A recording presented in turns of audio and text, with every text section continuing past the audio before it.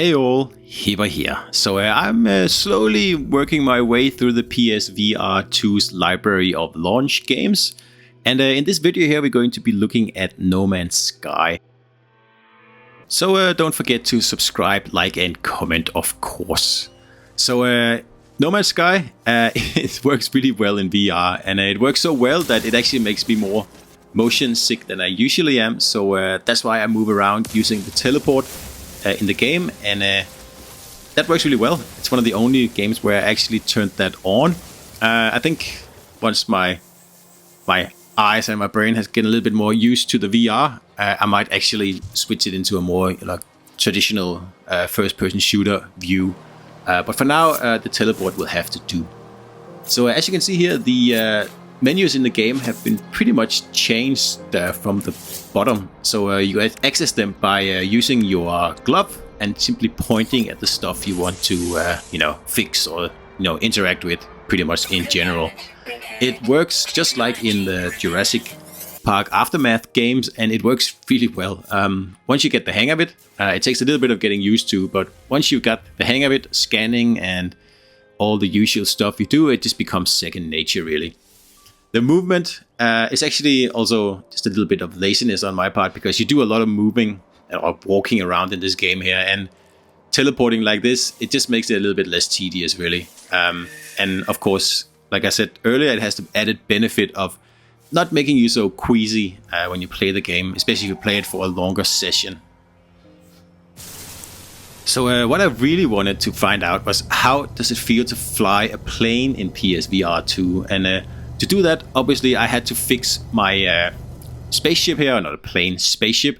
And then once you get into the cockpit, you realize that every control is actually just like in a real plane. Like, you have a joystick and you have a throttle bar, and I was so excited I couldn't wait. Oh, this looks awesome! I need to fly this thing and see how it actually feels like to take it out in real life.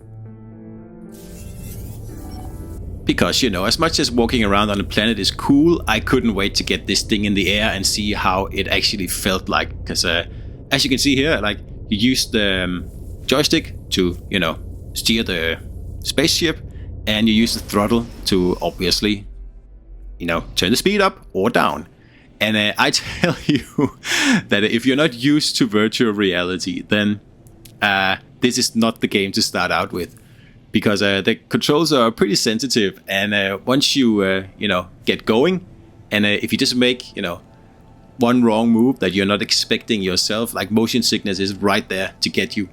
So this is one game that takes a little bit of getting used to, and slowly letting yourself play in 15-20 minute segments, and then stopping, waiting a few hours, and then continuing. I know that's a little bit tedious, because all we want to do is just get into these games, right? But it is really sickness-inducing, especially if you look out to the left or the right of your spaceship while you're flying, and especially if you maneuver while you're doing that. Then, at least for me, the whole world just gets turned upside down, and I have to take the headset off and take a break. It's a bit of a shame, but I can already feel, with a bit of practice, after 3-4 sessions, I'm already doing a lot better. So hopefully at some point I'm going to get it completely under control. Because once you have it under control, this game is awesome. Like, flying a tiny spaceship like this over, the surface of strange, procedurally generated planets, it is pretty cool. I must admit that.